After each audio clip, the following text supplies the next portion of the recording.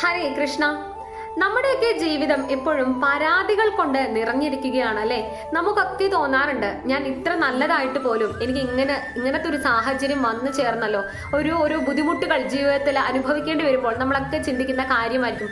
ഒരുപക്ഷെ നല്ലോണം വിദ്യാഭ്യാസമുള്ള ആളായിരിക്കും, പക്ഷെ ജോലി ചെയ്യുന്നത് വളരെ തുച്ഛമായ ശമ്പളത്തിലായിരിക്കും, അല്ലെങ്കിൽ ജോലിയിൽ സംതൃപ്തി ഉണ്ടാവില്ല. അങ്ങനെ പല പല കാര്യങ്ങൾ കൊണ്ട് നമ്മുടെ ജീവിതം നിറഞ്ഞതായിരിക്കും അല്ലെ.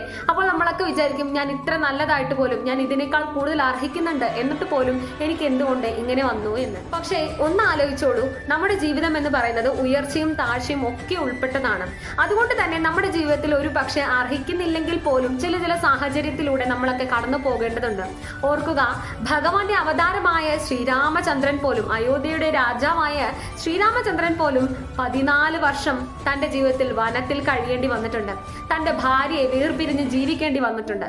ഇത്രയും അധികം ദുരിതങ്ങളിലൂടെ ഈശ്വരന്മാർ വരെ കടന്നുപോയിട്ടുണ്ട്. പിന്നെയാണോ കേവലം മനുഷ്യന്മാരായ നമ്മൾ? ഇത്രയും ഓർമ്മിപ്പിച്ചു നിർത്തുന്നു. ഹരേ കൃഷ്ണ.